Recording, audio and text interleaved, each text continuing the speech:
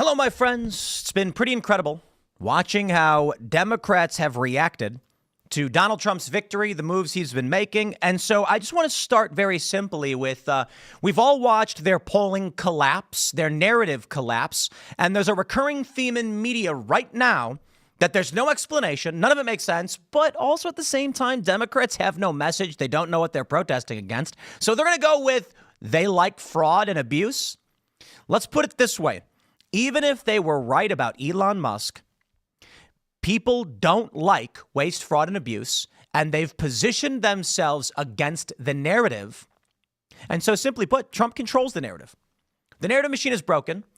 They don't have anything. And the perception of the American people is, as we've long known, the government is wasting all of our money.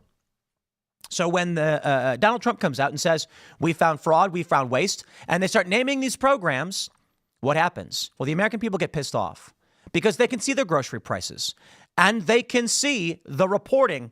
It's true. But then Democrats come out and it's, I got to be completely honest. It is a bit cringe, to be fair. Many of the protests we're seeing from Democrats, they're all really old. And so we end up with this older generation trying to preserve a corrupt system that funnels money into garbage, fraudulent NGOs and stupid crackpot programs all around the world. So as I said, even if they were right, that Elon Musk is simply going in government to gut the regulatory agencies that come after him, well, they've lost the narrative battle at this point. We've seen enough, to be fair. We've seen enough. I think so. You've got illegal immigration. You've got people being killed by many illegal immigrants. These stories are terrifying. And the media claimed we were lying. They said the right wing's lying. Immigrants commit less crime. We didn't say immigrants. We said illegal immigrants. That's a difference. The media said the economy's better than ever. What are you talking about? We said, dude, we can see our grocery prices. And now Donald Trump has won in what they call the podcast presidency. So let's take a look at the big picture here, and we'll start to go through all of it. Because last night, just the other day, we saw Elon Musk with Donald Trump in the Oval Office, as well as Little X. That's little X is what they call him. I think his name is pronounced as Elon's son, by the way. XAI. I could be wrong about that, trying to get his name right, but I could be wrong. And a little guy was picking his nose in the Oval Office. But what are you going to do? I feel bad for the kid. He's going to be an adult someday, and he's going to be like, oh, man, he's on TV for the whole world to watch as his dad was gutting the bureaucratic state. But the big picture, I think, with all of this, of course, is that the machine's broken. The Democrats are spiraling out of control. Voters are quitting. They're their least popularity ever. And the only thing they can muster up is, I guess, Elon is bad. I got to be honest, guys. It's one thing when they tried playing the orange man bad game. I get it. The problem now is Elon is not nearly as prominent as Trump. There's nothing to protest. He's a government employee.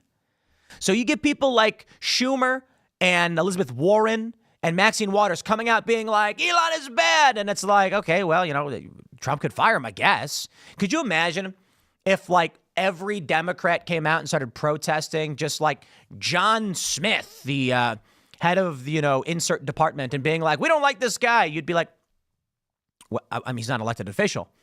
What is the public supposed to do about a government employee doing audits? You want to protest Donald Trump? That I get. But you see, the problem is Trump's popular. He won the popular vote. They know it.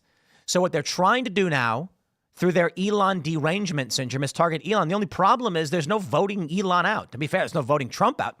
But you could impeach Trump, I guess. I suppose they know they wouldn't win that fight, so they're going to go after Elon. But let's just go above board. Let's go surface level. Let's go exactly what we're looking at right now. Waste, fraud, and abuse is legit. It's real. One story going around is that there was a single page document that was requesting $1 billion that tried getting through. And the guy, I can't remember who the guys at the Treasury was. He was like, wait a minute. No, we're not going to do that one.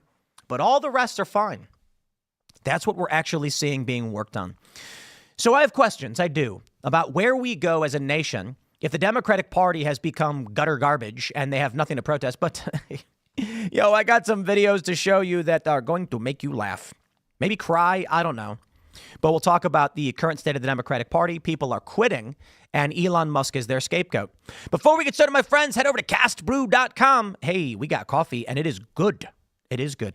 Appalachian Nights has for a long time been everybody's favorite. It's pretty crazy when people tell me it's the best cup of coffee they've ever had. But something changed. Something changed when Ian launched his Graphene Dream. You know, Ian has long dreamt of graphene. And Ian was like, I need low acidity coffee because it hurts my stomach. So we did some research. We looked at which coffees had lower acidity, and we made a blend. We put it together. And here we are.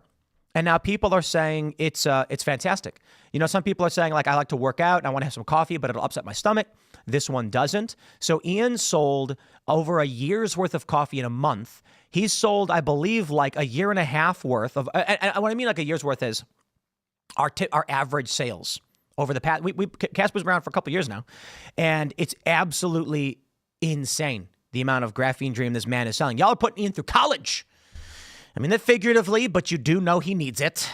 But Ian's selling coffee like hotcakes. My friends, also, click the link in the description below. If you're on Rumble, you can see it on our Timcast IRL page. The Green Room Show is now live on rumble.com. Yesterday, we had a behind-the-scenes conversation with Mark Dubowitz as I was fingerboarding. That's what it's called, tech decking. And 30,000 views on this members-only show where I basically ranted about Israel. And was basically saying, you know, we should not be involved in their funding. And Mark agreed. We had a great conversation. He was basically saying an agreement. We want to taper off funding. If you want to watch that half-hour bonus podcast show behind the scenes, click the link in the description below or go to Timcast IRL on Rumble. You can just watch it. It is premium only. So you can use promo code TIM10 and get $10 off your annual premium membership at Rumble. And I will say, if you're a member of Timcast.com and you log into Rumble using the same email, it's free. But for those that want to join the Discord community and call into our show and be a part of our active events, all of our members-only content will now be on Rumble for Rumble Premium. But for those that still want to be a part of our Discord community, the chat rooms, there's 20,000 plus people hanging out and all chatting and building this big community. And we're going to be having events in person. You can become a member at timcast.com for our Discord server. But let's just jump into the news, of course, my friends. Elon Musk vows to root out the highest paid corrupt DC bureaucrats as he stuns America alongside Trump. Not the boldest of headlines, to be completely honest. We know what he's doing. He gave a great discussion. He was asked many questions. So I want to jump into how Democrats are reacting, and I want to show you the current aggregate polling for Democrats, which is miserable. But of course, smash that like button and share the show. Take the URL to this video, post it on every social media platform. It really, really does help. And smashing the like button is always good. It always does help us out. Let's do this. We'll come back to what Elon has to say, and we'll jump back in time. A week ago, as more than 1,000 gathered outside the Treasury Department to protest Elon Musk's government influence. Nobody elected Elon, defend democracy, stop hating each other because you disagree. That's a sign I find pretty funny. Stop the millionaire grift. Hey, sir, Elon's a billionaire. Okay, there's a difference. I do think I have a video pulled. Look at this photo. Isn't this not like the greatest photo ever of the end of the Democratic Party? Let's go through it. You've got Al Green with his gold supervillain cane. He's preparing to impeach Donald Trump. You've got the guy next to him sleeping. Maxine Waters looking confused and belligerent. Hey, this lady right here, I don't know who she is, but she seems pretty happy. I can respect that. I got no beef. You've got this guy who looks completely and utterly confused. Chuck Schumer trying to raise his fist angrily. It just doesn't work. Then you've got this guy, and I mean no disrespect. I feel kind of bad, but he doesn't look like, he looks like he has no idea what's going on. You know, this guy also appears to be sleeping. This guy appears to be sleeping. I'm kidding. They're probably just blinking, but it is funny. And it is kind of sad. CNN, Democrats mobilized to take on Musk after weeks of struggling to find a message. I love the admission from CNN. This encapsulates modern politics oh so well. The Democrats have literally nothing. Trump was right about the economy. Trump was right about immigration. Trump was right about the war in Ukraine. Trump was right about maybe not literally everything, but most things Trump was right about. And that's why he won a popular mandate. That's why his approval rating right now is averaging around 4 or 5 points, the best of his political career. To be fair, the day after he got elected, he had like a plus 13 approval rating, but come on. Now that Trump is actually actively working, what do we see? Aggregate approval, above board, best of his career. So the Democrats have nothing. Seriously. Trump is a fairly moderate individual. Telling people that you want the government to stop stealing their money is a popular concept. Mass deportations has, I think it's like the polls show an aggregate of 70% approval among the American people. And yeah, the economy is not in good shape. So Trump is cooking and the American people are like, let the man do his thing. Now, of course, there are still weird cultists that have aligned with Democrats who are going to keep protesting, but this nails it. Democrats have no message. What are they even fighting for? Honest question. Man, for kids to get sex changes, I guess. I mean, they're really fighting for that. Trump issued several executive orders, and the Democrats have Democratic activist judges are blocking them. So this is where it gets really crazy. This is the implosion of Democrats and the bureaucratic state. Trump comes out and he's like, kids shouldn't get sex changes. Signed and sent. And a bunch of states said, no, we're going to make sure those kids do get sex changes. And it's just like, okay, well, that's not popular. 70+% of people think children should not be getting sex changes. But the Democrats that's the hill they've chosen. Then Trump says, we are going to mass deport illegal immigrant criminals. And the Democrats once again say, no, why? Stop. Let the criminals go. That's not popular. The American people don't like the idea of criminal murders and rapists going around and attacking the American people, and they should be deported. Oh, boy. Then RFK Jr. comes for his appointment hearing, his confirmation hearing. And he says, we've got chemicals in our food and water that's making people sick. We should stop. And the Democrats unanimously voted against him. So, oh, boy. And then, of course, you have Elon Musk going after waste, fraud, and abuse with the decree from the American people. We voted for Donald Trump when he said, we're going to have Doge. We're going to shut this stuff down. Elon is our avatar in that regard. And the Democrats are going after him. So let's start from step one. As we know, people have been quitting the Democratic Party quite a bit. They have no message. Let's take everything they're fighting and then come to understand what it means to be a Democrat today. One, you lie about the economy, and everybody knows, but let's not say that's an official position. Based on what they're actually fighting against, the official position of the Democratic Party today, the mandate of Democrats is bloat in government, taxpayer dollars spent on psychotic, corrupt nonprofits and garbage around the world, more war, sex changes for kids, and criminal illegal immigrants murdering people. I wish I was joking. But if Democrats are opposing all of the enforcement against these corrupt things, sounds like that is their message. So Elon Musk comes out and says, I don't think that we should be spending $40 million on gender programs in Ukraine. And the Democrats are like, stop. No, we should. Actually, I got to give a shout out to Freedom Tunes. Guys, the Spoon Man is a genius. Seamus Coughlin of Freedom Tunes put out one of his funniest cartoons ever. And it's Elon Musk with Doge, and they're in like a USAID office. And basically, he's going through the list of all of the things they're spending money on. I'm not going to give away the ending. I will give away a little bit because I want you to watch it. Basically, every program they have is like a nursery rhyme. He's like, why are we spending $40 million on 1,000 cases of Smarties for Iraqi slumber parties? And it's a bunch of stuff like that. It's absolutely hilarious, and the ending is very, very good. Bravo to Freedom Tunes. But yeah, this is I do have a video of the Democrats being absolutely insane, but I think it's worth repeating what the Democrats actually stand for. So before I play this clip, which is probably going to make you laugh and cry, let me just stress one more time: the Democrats are protesting against gutting the fraud in the government, the theft of your taxpayer dollars. They're protesting against the law enforcement against criminals who are raping and murdering people. Yeah. And they're protesting against Donald Trump saying we shouldn't give children sex changes. I mean, this is what the Democratic Party favors. These are the things they want. Okay, I guess. Man, look, I do have other articles pulled up where, they voted in David Hogg for their vice chair of the DNC. And he's like, we're going to get more young people. And I'm like, wow, the Democrats are really done. Alex Bruesewitz, who is a strategist, he works with the president, with Donald Trump. said something to the effect of, I can't believe we successfully trolled the DNC into actually putting David Hogg in a position of power. You know, conspiracy-minded version of me, I'm pretty worried. Let me tell you. When you have this many victories, I'm like, is this what the deep state really wants? Like, we were worried about single-party rule in this country. If the Democrats won, you'd get this psychotic, anti-American, weird crackpot communist garbage in control of everything.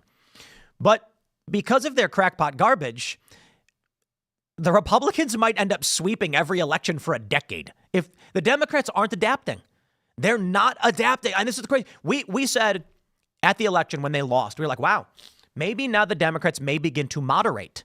There could potentially, we don't know for sure, maybe they double down. Seems like that's what they're doing. But at the time, it's like there's a possibility that Democrats say, hey, we've got to get rid of all this woke garbage. And you see people like John Fetterman in public messaging trying to play that game. But then when it actually comes down to it, he votes for far left garbage. They can't help themselves. They are addicted to whatever this is. I hope you're ready for whatever. What just happened? I hope you're ready for whatever this is. Are you on? Which side are you on? Tell me, which side are you on? Which side are you on? I'll tell you, not that one. We'll fight against Josh. We'll fight Elon Musk. Oh, no. I'm sorry, everybody. I'm sorry you have to listen to this, but I'm going to keep playing it. We landscape within our walls. We'll fight from dawn to dusk. Oh, which side are you on? Which side are you on? Holy crap. Tell me, which side are you Tell me. on? Which side are you on? Look at this lady down here in the bottom left. She's like rocking back and forth. She's getting into it. Okay, I'm sorry. This is 2 minutes long. Can we skip ahead? Which side are you It's still going. Tell me which. Oh, man. You know, I wonder what history is going to write about all of this. I mean, I'm going to slow down a little bit. Let's get serious. 50 years from now, when the schools are playing these videos and showing kids like, this is what happened in 2025, I'll be a very old man. I'll be like, I was there. And I genuinely wonder what they're going to say to kids about this era where in this video, this is Timcast News, by the way, follow us on X at Timcast News. He wants us to bow to him, but we want him in jail. Democrats are now writing and performing songs to protest Doge, Elon Musk, and Donald Trump. First of all, What Side Are You On is a long-standing leftist, liberal, progressive, whatever protest song. And I got to be honest, it doesn't work when you are this cringe, right? The idea of the song What Side Are You On was supposed to be singing a song when you were behind a popular narrative. So I got to be honest. When I hear them singing Which Side Are You On, and it's this, I'll be like, I don't know what side you are, but I'm on whatever side you're not. Okay, I'm going to be a little mean.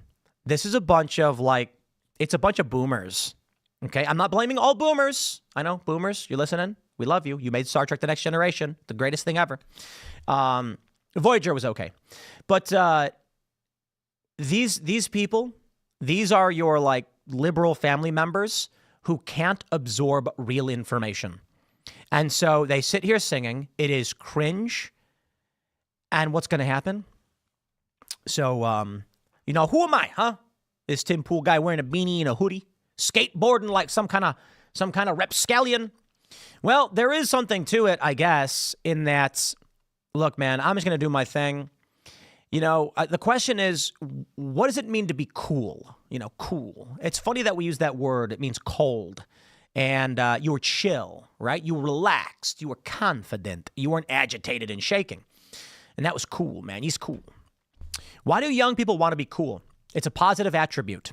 It means, or what can we say? You got the riz. That's what the young people say these days. But let's think about what young people are trying to do. What are they trying to accomplish? Young people want to fit in. They want to be involved. They have a fear of missing out.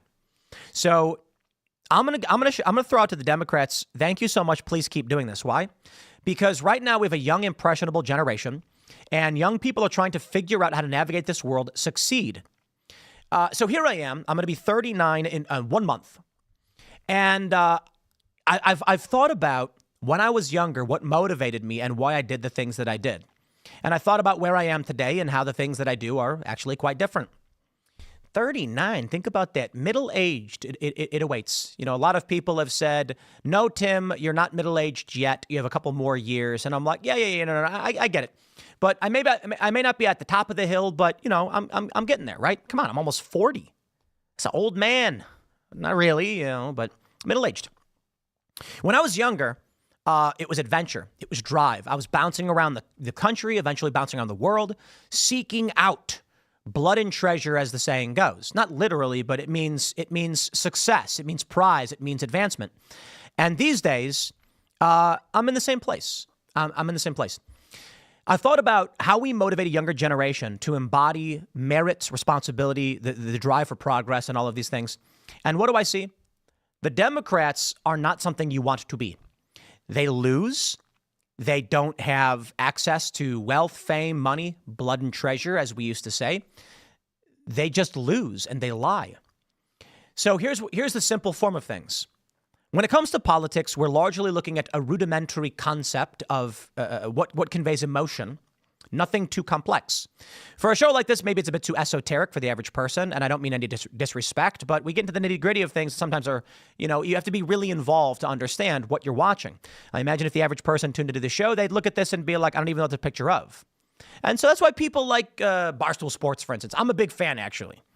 Dave's Pizza Reviews, the simplest form of content. It's really good. He's a funny guy. It's entertaining, and I love watching pizza. Man, you really get at the raw human emotion with that stuff. So I digress. For a young person who's 15 years old, they don't care about politics. Some do, but very few. As they're getting older and starting to take on responsibility, and they have to pay their own bills, and they're wondering why health insurance is so high, why eggs are too expensive, and why they're struggling to live and be an adult.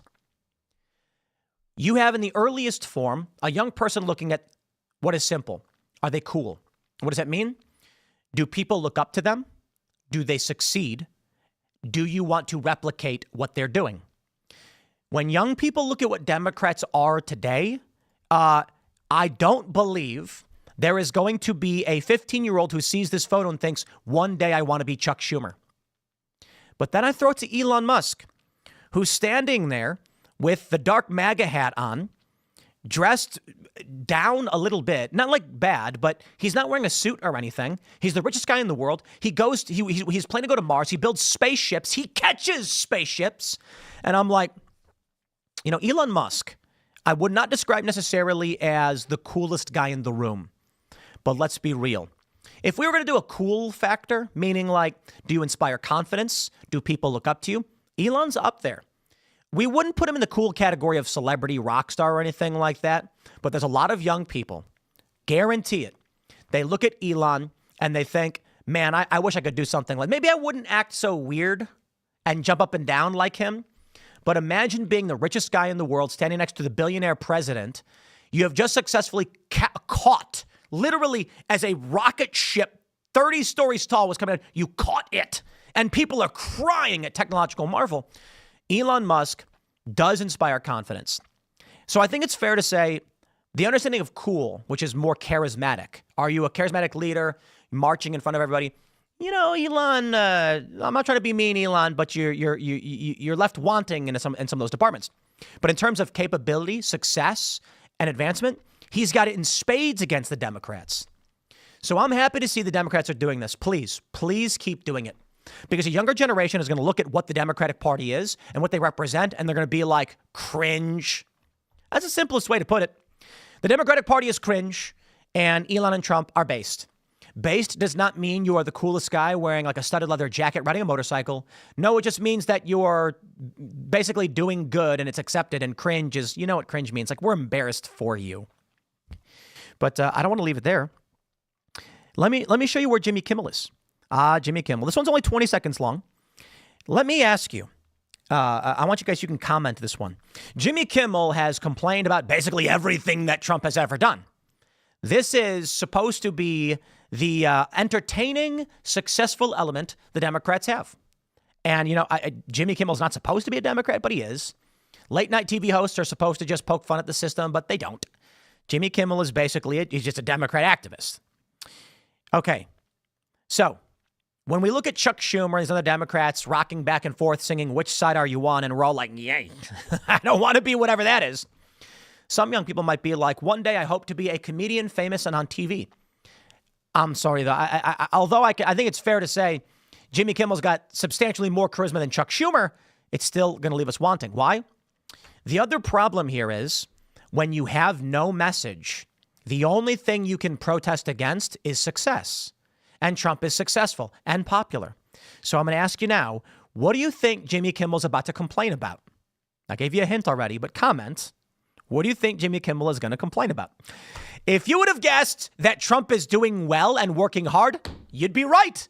No joke. Jimmy Kimmel did a monologue where he basically said, Trump is working 24/7. I mean, can you imagine?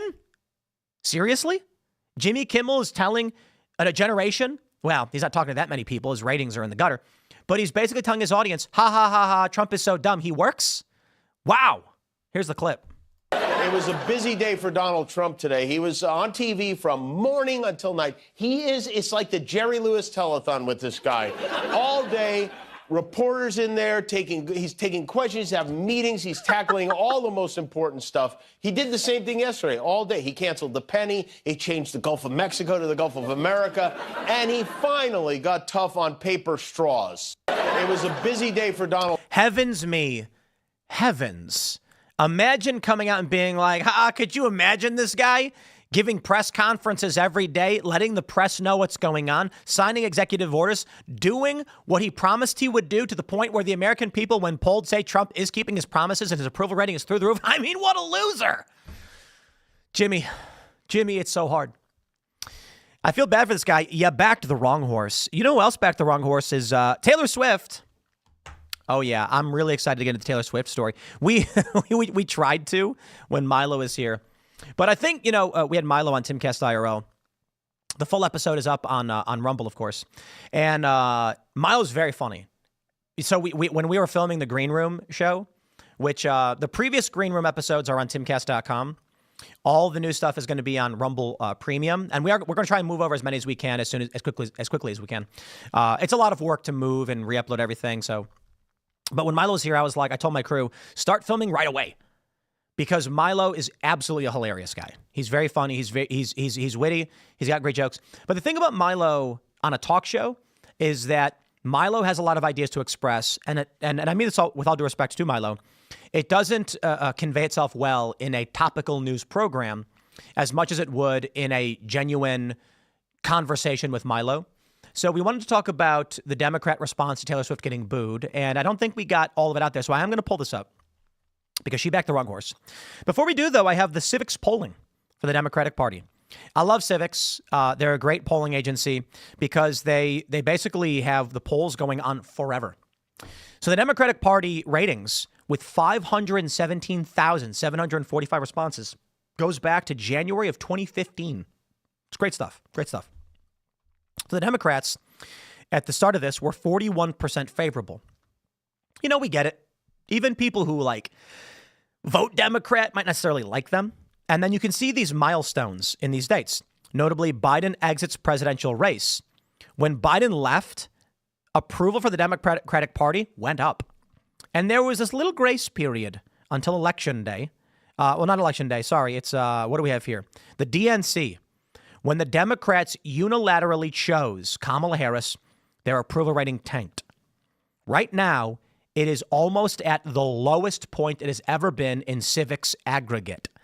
Now, when you look at the hard polling with the actual hard polls that came out recently, they have the worst polling they have ever had at 31%. And you know what?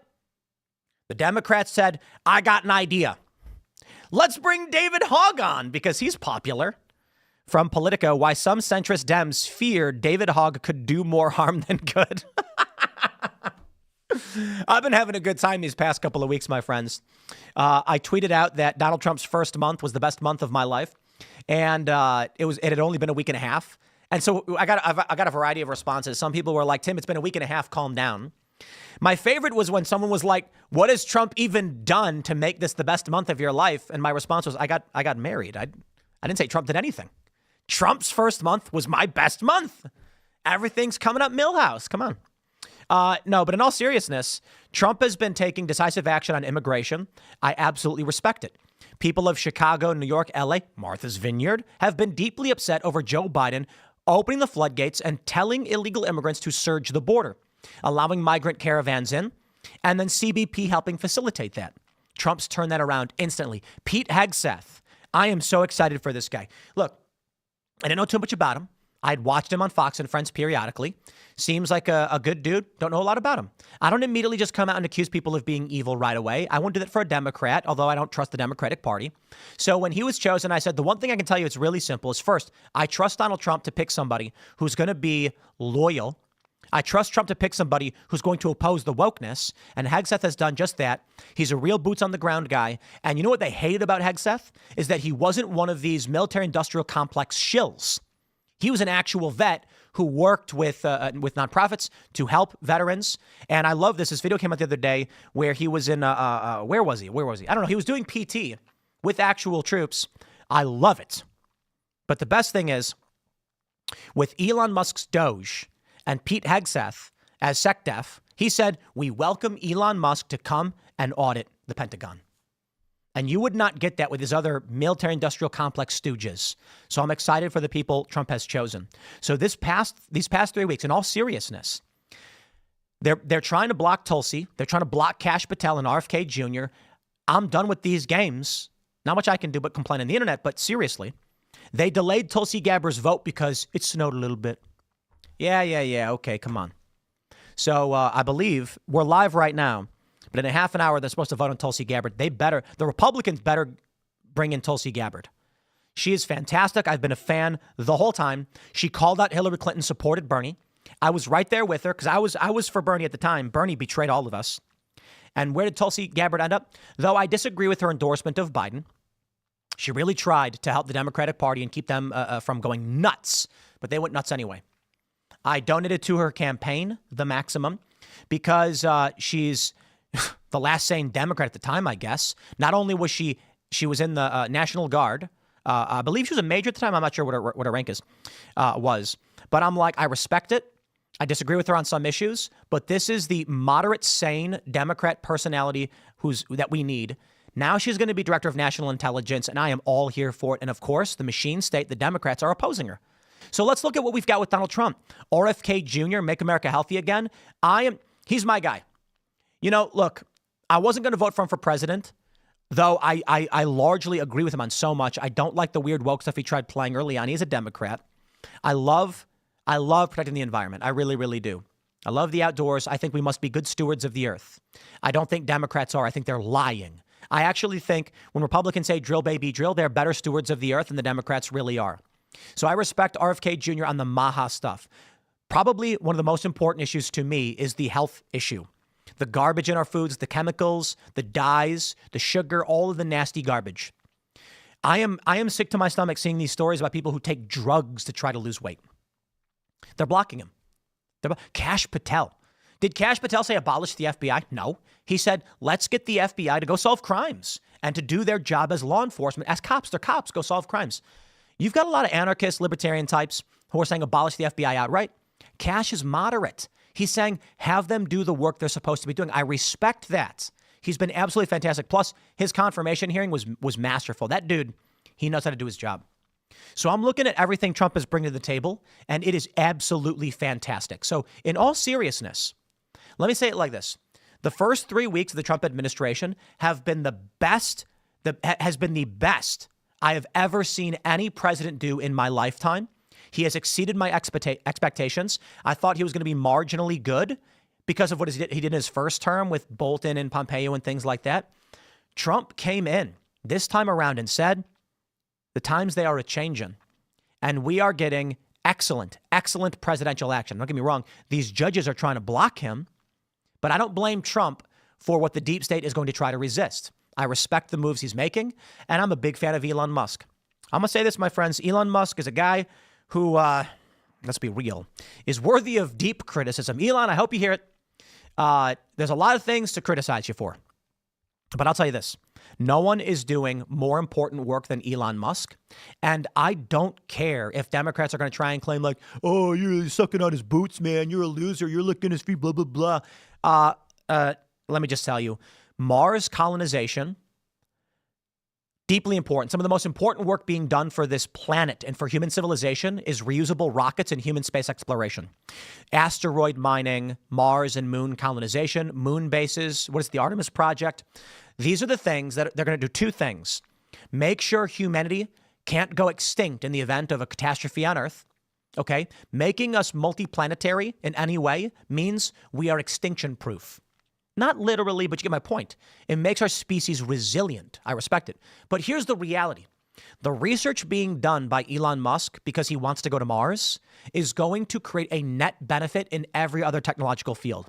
Technologies are being developed, which will be used in other places. A lot of people may not know this, but the original space race, the Apollo missions, required the development of technologies that ultimately benefited us across the board. They had to create and develop tons of things. I'm not going to get specific, but I think a lot of different plastic variations that we use, though I'm not a fan of it, it's used in food. Plastics really did revolutionize things to a great degree. Go to an antique store. Everything was metal or glass. With plastics, I do take issue with how all of our food is in plastic. It leaches in and it causes us problems. But we've been able to develop lightweight, cheap, and effective translucent materials and hard materials for various use, making products cheaper and more easily attained and shared, and develop new technologies. Plastics have been absolutely wonderful to a certain degree. Elon Musk, I believe, as a single individual, is doing more important work than basically anybody else. That's not to say there's not important work being done by anybody else, but you combine the scientific efforts with the gutting of the waste, fraud, and abuse in our government, and I am deeply inspired, and I think Elon's doing great. Does that mean he's perfect? No. There are people who are censored on X who probably shouldn't be, but I understand the guy's trying to navigate the realities of the real world, and I wish it were so simple. It's not really, but I respect the work that he's doing.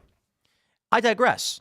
Let me just say, simply put, Trump as the leader of this movement is the best president of my lifetime, and he was already, when I interviewed him, I explained this. I was like, the foreign policy stuff you were doing, now I'm looking at the first 3 weeks in, and I have never been more optimistic, more hopeful, not just at the efforts of Donald Trump, but at the failures of the Democratic Party that I have to wonder if it's on purpose.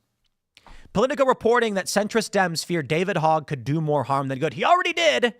Listen, I beg for a moderate Democrat Party that is sane and honest. It doesn't exist, and I don't know when it will exist, and I certainly ain't going to fight for it. You lost RFK Jr. You lost Tulsi Gabbard. Good luck. You think David Hogg's going to bring you back to life? That dude is going to burn the DNC down. In fact, it's so insane. I have to wonder if David Hogg is secretly a Republican. They say the fallout is quickly becoming a headache for Democrats. Oh, boy. David Hogg became the latest foil for Republicans when the young activist with a flair for far-left rhetoric was elected vice chair of the DNC. The fallout is quickly becoming a headache for Democrats. Long a backwater in party politics, the vice chair, an office that typically comes with little public attention, has become the focus of a barrage of stinging headlines from the right in recent days over Hogg's previous calls for abolishing ICE and defunding police. I'm here for it, baby. Thank you, David. I appreciate it. You know, it's time I told you the truth. David Hogg is one of ours. He's been a Republican the whole time, and he's infiltrated the Democrats to destroy their public image. I'm kidding, but you could believe it, right? The dude is so miserably bad for Democrats, and any sane person would know that. So you have to wonder if this was not just intentionally done, as it were. They're going to say the most worrying, here's a quote. The most worrying thing is if he carries into this new job his belief that saying what he is saying, but louder, is the way to prevail in red states, said Matt Bennett, co-founder of the center-left group Third Way, because it isn't. If he believes that it is, that's going to be a real problem for our candidates in those places. I like the idea of Democratic Party reform, so I'd like to give a shout out to groups like Third Way or whatever. Although I think there's some overlap. Like the Third Way has been. Someone said something before. I could be totally wrong. That it was another euphemism for fascistic, like authoritarian, nationalistic policy. Anyway, I digress. I think what they're trying to say is that you can be a moderate liberal type without being a stupid Democrat. I just don't think you're going to salvage this, guys. I just don't think so. You need to be targeting people like me, people that that desperately want a sane, rational Democrat Party. Because look, Charlie Kirk's Republican through and through. He's always going to be. I stand alongside him. I sit with him at TPUSA and we interview him and praise the work that he's doing because the Democrats are insane. Imagine if I could sit down with Charlie Kirk and say, well, you know, we have a Democrat who doesn't want mass abortion for literally any reason at any point in birth. We have Democrats who don't believe in open borders. Imagine if I could sit down with him and talk about that stuff. The reality is we don't have that. We have Republicans who are moderate and Republicans who are staunch conservatives, and we have Democrats who have lost the plot. That's where we are. But I cannot ignore this story. And we've got about 10 minutes before we go to your chats and read some comments from you guys. So get your chats in now. Smash the like button, of course. Check out our Green Room show. I just want to pause real quick. The Green Room show is so amazing. I'm super excited for it because it's much sillier and much more raw and real conversations. We've had some great conversations, some disgusting ones with Milo. But check out this story from Glamour. Why Taylor Swift getting booed at the Super Bowl was even more chilling than you think. Oh, my. They can't learn, can they? They can't learn, can they? Do you think there's a 17-year-old man right now? I know, okay, I'm not going to call a 17-year-old a boy, right? They're on the cusp of the age of majority where they will be voting. And so I expect each and every one of these young men, we call them young men, 17, okay? They are going to be voting in the midterms. They will be voting in the next election. They are entering the age of majority where work and politics are starting to play an outsized role in their lives. And they're going to look at this and they're going to be like, you people are weird losers. Taylor Swift got booed. Grow up. Chilling. Oh, wait till you read this. Since Donald Trump took office, there have been several times I felt chilled by the rapid increase in misogyny seeping in our culture. But watching Taylor Swift at Super Bowl 59 getting booed by a crowd of thousands on Sunday night was a new low.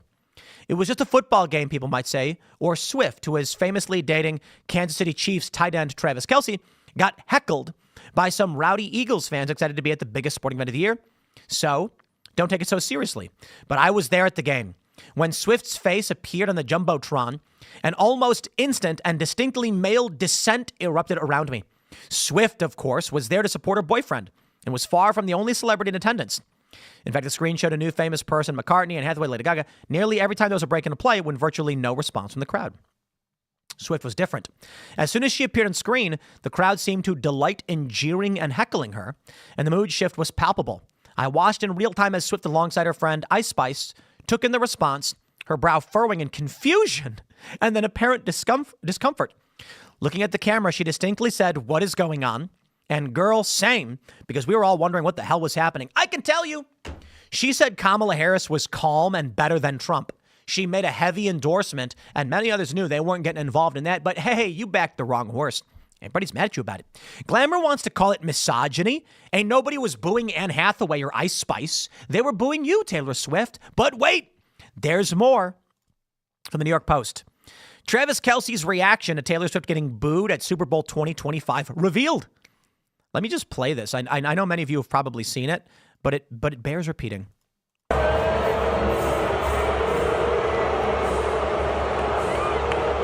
Look at her eyes.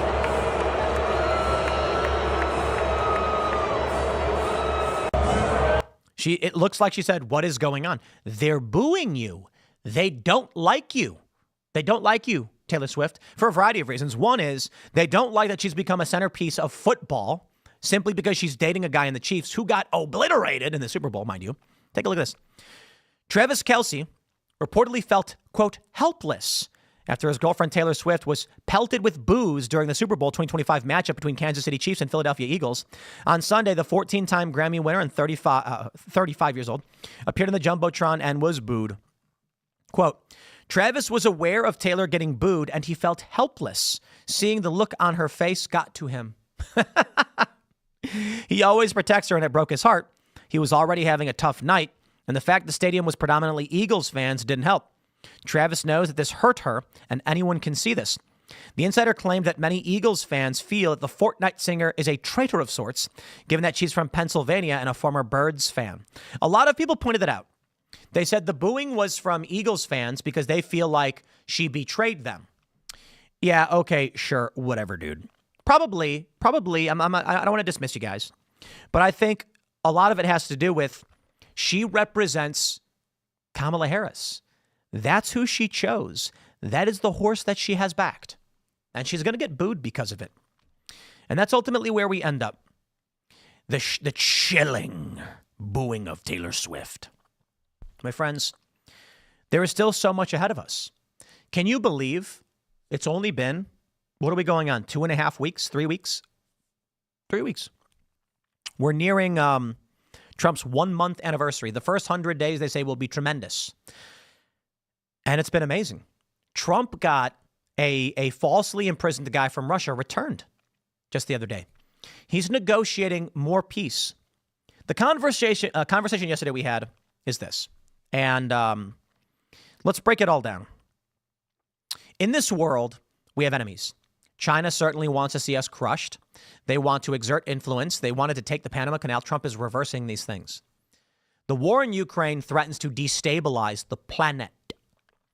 Our guest the other night was saying that Russia, we're trying to prevent Russia from making a move on NATO allies. He's like, we don't want them up against the border of NATO. And I'm like, NATO put us up against the border with Russia. Estonia, Latvia, and is it Lithuania? It's been a while since I went deep into the borders of Eastern Europe. Forgive me for not being a master of geography, but it is Estonia and Latvia. Right. Okay. Lithuania is also on the border with Russia through Kaliningrad. And actually, let me do this. Let me pull up the Ukraine battle map. It's a really great map that shows you exactly what's going on. And we'll pull this up and take a look at the dimension of war, what Trump is doing and where we're currently at. So here we can see the blue is where Ukraine is staging an offensive, and the red is what Russia has captured.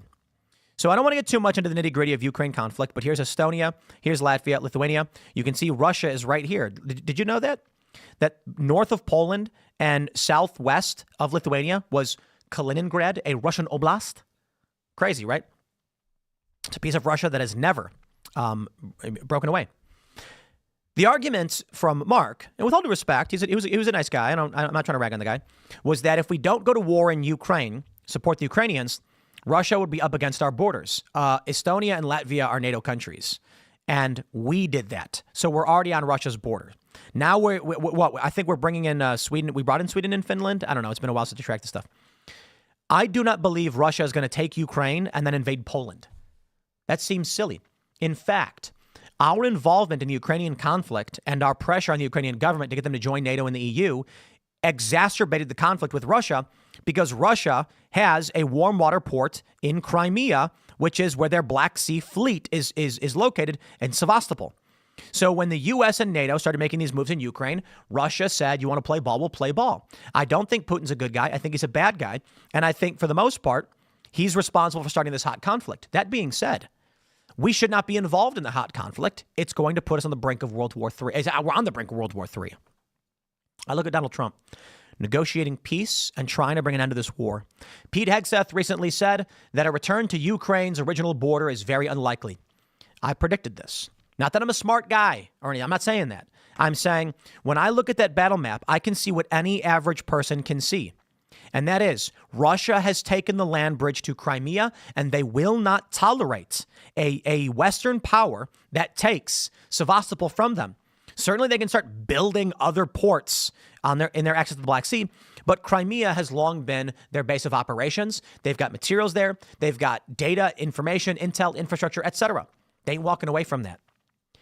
What is likely going to happen in a negotiated peace settlement to end the war with Ukraine and Russia, I believe that Russia is going to take the land bridge. They're going to take the territories they control militarily. That's Zaporizhia, that's Kherson, that's Mariupol, Luhansk, Donetsk. They're not giving that up. That's going to stay. I don't see that breaking because this is their direct land access to Crimea and the Black Sea. Previously, they had access to Crimea only through Kerch. I believe it's the Kerch Strait and this one physical bridge that had been bombed and is in active conflict. That is a critical weakness Russia's not going to tolerate. I don't think they should have the territory. I don't think they're right for invading. None of that is the case. But if there's going to be a peace settlement, that's likely what's going to happen. I digress, because I don't want to get off on a tangent about Ukraine war. What I want to say is Donald Trump is negotiating these peace agreements, and he is likely going to create economic stability in the United States. He's going to create economic strength in the United States. The tariffs that he is bringing on with steel. Let me tell you how the Democrats lie, because they do. Even Mark the other day, and again, he's a nice guy. He's a good dude. I'm glad he came on, and I'm only calling out these things that I think he was wrong on. He was right on a lot of things. I'm not trying to be mean, but he said the concern with tariffs is that the price will just transfer to the American people, and that is a lie. Not from him. I think he's just believing he's incorrect. But the Democrats and the corporate press, they are lying to you about how tariffs work. Donald Trump wants tariffs. Okay, let me make it very simple. He says 25% on steel coming into the United States. And the Democrats say that's just a tax on the American people because the steel manufacturers are going to raise their prices. Okay. They're lying. If a steel let's erase steel and let's go with widget, a fictional object used in economic arguments. Let's say that Canada makes widgets and sells them for $1 a piece to the United States. Trump says we're going to put a 25% tariff. The Democrats argue, so all they're going to do is they're going to charge $1.25 for their widget now. Here's the problem. You can buy American-made widgets. They cost $1.10. So the Canadian cheaper ones, which were competitive in the market, that's why we have them made in Canada or Mexico, is because cheaper labor or whatever. So let's say Canada is selling widgets for $1, and in America they're $1.10 because American labor costs more. Trump says we're putting a tariff on the Canadian widget. Canada says in order to make the margins make sense, we're going to have to increase the cost per widget by 25% to cover the tariff. If they do that, they become non-competitive, uncompetitive. Americans will then say, I ain't spending $1.25 on a widget. I'll buy the American-made one, which is exactly the point. The market dictates. Now, only in the scenario where we do not manufacture things will that tariff transfer to the American people. But the pressure will create a market incentive. This is protectionism. If China is making steel and shipping it to the U.S., and they're charging 25% above, one single venture capitalist goes, guys, with that tariff in place, we now can launch American steel. It's going to be 7% cheaper than the Chinese-made steel due to the tariffs, creating an economic advantage for American-made steel. Let's open a factory. They go to Trump and they say, give us a guarantee that at least for these 4 years, those tariffs will stand. And we will build steel mills and factories and produce it here in America. We'll do it in Michigan, where we can hire at a lower rate because the economy is not so good, making us competitive with foreign-made steel. We can sell it at a premium to the American people, funding the creation of American jobs. That's the game plan. In reality, when they were threatening sanctions on Colombia, castbrew.com, we sell Colombian coffee. I have no fears, none whatsoever. In the event they come to us and say Colombian's going to cost a little bit more money, I am not going to be able to come out and say we're going to sell our Colombian at a 25% markup because we wouldn't be competing. There are already other coffee companies that sell for way more than us and way less. We try to deliver a quality product that we have tested ourselves, blended ourselves with Cast Brew Coffee. I'm a big coffee guy. I love coffee. My family owned a coffee shop. We're opening coffee shops. Not that it's the hardest product in the world, but I was like, we don't want to. We want to be a premium organic, mostly coffee company with well-designed product. We make sure our bags are more expensive, and this means the product will be a little bit more expensive. But I know this: if they put us in a position where we can't afford it and we can't sell the product, that price isn't transferring to you. You'll just buy coffee from somebody else. There's so much coffee to buy. Plus, there's Kona American in Hawaii. So, my friends, when they tell you that Trump is going to raise your taxes, they're lying. When they say that Elon is out for himself, they're lying. To be fair, when they say that Elon is largely targeting regulatory agencies that targeted him, think about what that means for a second. When Elon said, we want free speech, and then Biden sent the federal government after his companies to target him, it's not fair to say he's going after the regulators. It's fair to say that he's saying this was an abuse of government power against someone who was operating legally. Look at Delaware, for instance. I am a Tesla shareholder. I voted for Elon Musk to get his pay package. I am personally offended that some judge in Delaware said my vote doesn't count. How dare you? That is not the way this country is supposed to operate. Elon Musk started Tesla. Well, he bought Tesla originally and then built it into what it is today. He has made it extremely valuable. I don't have that much stock in the company, but I bought some because I spread it around, and I have seen returns that I'm happy with. I own 3 Teslas. Yeah, I know. Well, you know, as it is. I got cars. I believe in the work that Elon Musk is doing because he wants to help the environment. He wants space travel. He wants technology. He plays video games. He believes in free speech to an extent. None of us are absolutists. And I ultimately think that he's a good dude. That's it. Humans are imperfect. Elon Musk is going to do things you criticize him for. But I respect the work that he's doing. I think it's important. And I am so pissed that this judge said he can't get paid for the company that he built. I'm offended by that. And you know what? Democrats, they're fleeing. These corporations, they're fleeing. Good riddance. This is not the way it's supposed to operate. I am sick of these scumbag Democrats and their activist judges burning this country to the ground. Elon Musk, as the richest guy in the world, I don't care. I'm not jealous. It's the craziest thing. I can't imagine what it must be like in the head of a liberal podcaster who's upset they don't get more views than Joe Rogan. To be fair, we've heard him complain about it. You know, my mentality has always been, got a big show, I guess, have built it up over time. Never been the biggest. We have one of the biggest live streams on YouTube, a couple of them. I'm even this stream right now with YouTube. We're at 30,000 live. And with Rumble, we have 8,000. It's a big stream. It's a big morning show. I don't look at Dan Bongino, who gets 170,000, and get angry and bang on the table and be like, why does Dan have more? I go, wow, Dan's really good at this. He's way better than me. I can only be better than myself every day. I can't tomorrow be better than Dan Bongino or Charlie Kirk or Joe Rogan. They're big dogs, man. They do great work. I deeply respect it. And I think you guys agree with this. When I look to prominent personalities, successful individuals, I don't think, I'm so angry that they're so successful. Why aren't I successful? I think, man, what are they getting right that I'm getting wrong? And how can I be better than I am tomorrow? How can I be better than I am tomorrow than I was today? But I tell you this, these Democrats, not all of them, it didn't used to be, but largely these liberal people, they look at Elon Musk and they bang the table and they say, he's an idiot. He's a moron. It's not fair. I should be rich. And I'm just like, the way I view the world is we are navigating this algorithm, this maze, these calculations, and we are trying to be better every day than we were yesterday. Elon Musk figured it out in spades. I want to find that same route in my industry. I would love it. Actually, I got to be completely honest. I would not love it if we had the biggest show in the world. To be fair, you don't tell it to an investor. But I genuinely fear, like, you know, Joe got so famous, the dude would give an opinion and it was headline news. And money is great, but there are risks that come with that, responsibilities. But largely, my fear is once you're at the top, there's nowhere left to go. I enjoy the day-to-day grind. I enjoy every day trying to be better than I was yesterday. That's what makes life worth living.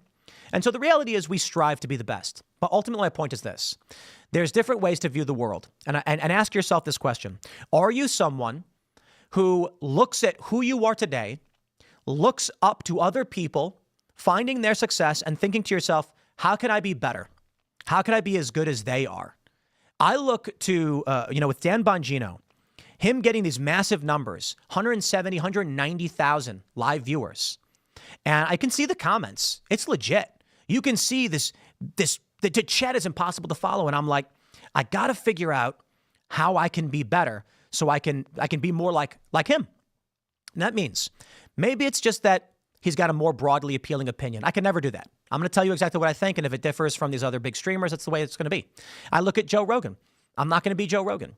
But I am going to try and figure out how to run my business better than I did yesterday and how to build something meaningful and substantive for all of you so that we provide a service to the community. Are you that kind of person? Or are you the kind of person who gets angry and bangs the table saying it's not fair, Dan shouldn't get these viewers, it's not fair, Dave Rubin shouldn't be getting these views? Are you jealous or are you inspired? Let's grab some super chats because I only have like 2 minutes left. I'm going to be hopping on with Steven Crowder. I don't know if I'm supposed to say that, but I'm going to be hanging out with Crowder in a second. So I do have to wrap up. I'll just try and grab a couple of these super chats and some Rumble rants. Restless Medic says, the only people who have a problem with audits are those who have something to hide. The judges that are blocking this have proved they're not unbiased and should be removed. Then the demons have nowhere to seek cover from. Yeah, I really don't think there's a legitimate cause as to why they're trying to stop the audits. Let's be real. All right, let's go. So, I see someone in the chat said, Tim's super political. That's why it's harder. No, that's totally true. This is my passion. I've looked at the videos that I've done, and I'm like, if I did a video game show, if I commented on culture, probably would be bigger, more mass appeal. If we did one bite pizza reviews, dude, I got to be honest, I love those pizza review videos. I know you do too. That's why it's so popular. But yeah, we'd get way more views. And that's why, and skateboarding is not the most popular. Skateboarding is not popular at all. So, we're getting there. We want to have our form of like easy content for the average person. But this show is who I am. It's the things that I care about deeply. It's politics. It's cultural stuff. And so that's the reality. But in terms of the political space, we have one of the biggest shows. That's something to be proud of. I want to be better. I know you guys do too. I'm inspired by the actions and the success of others, not jealous of it. Well, no, to be fair, I'm a little jealous. Absolutely. But not in the way where I resent the people who are successful. The envy isn't always bad. Greed isn't always bad. We look at these things and we say they're deadly sins, but I put it this way. Greed is bad when it's driving you, greed and envy are bad when they drive you to destructive ends. But if you feel within your heart, you see someone successful and you feel, I wish I had what they had, and your reaction is, I will work harder than I've ever worked and I will succeed, right way to do it. The envy of Democrats is, I will destroy them. They shouldn't have that. That's evil. Greed, the desire and drive to have more, this drive isn't always bad. Greed represents the evil element of you take from others, you are destructive to those ends. But the desire to every day be better and build and create, that drive is good. There's a dark side and a good side to everything. Let me make sure I grab at least one of these Rumble rants, if you're watching on Rumble Premium. And let's see what we got. CC Thumb says, Tim, congratulations on all of your family news. Also on the Rumble news. By the way, I was a legacy Timcast member. I was able to change over to Rumble Premium in 3 minutes. Props to you. Dude, Rumble, you guys rock. It's been absolutely fantastic. Timcast members, legacy members, if you log into Rumble using the same email address, you're instantly premium for free so long as you're a member of timcast.com. Rumble's doing great stuff. I'm really excited for this. Timcast IRL yesterday has overnight, I believe, around like 40% more views than we normally get by multi-streaming. And we peaked at 72,000 concurrent viewers. A lot of really great, important stuff is coming. We are super excited, and you guys are helping make that possible. We are going to work every day to make this company, the members' content, the Rumble Premium content we're delivering to you, better, bigger, epic.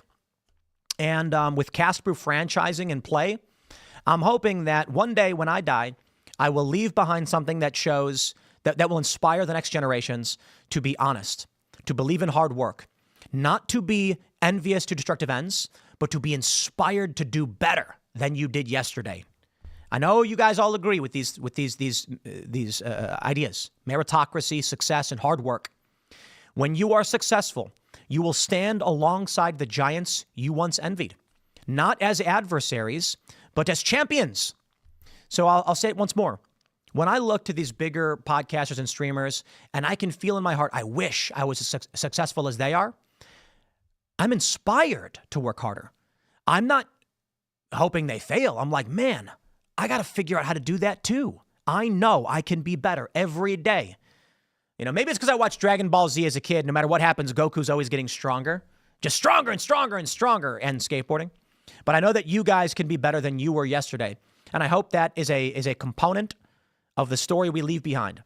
Maybe in 100 years, maybe in 50 years, there will be 1,000 Cast Brew coffee locations all across the country and the world. And the ethos of this business will be to work hard every day to build a better future for those who come after us. I'm going to wrap it up, my friends. Thank you all so much for hanging out. We're going to have more segments coming up. Go check up on Steven Crowder, because I'll be joining him in a moment. Thank you all so much for hanging out, and we will see you all in the next segments.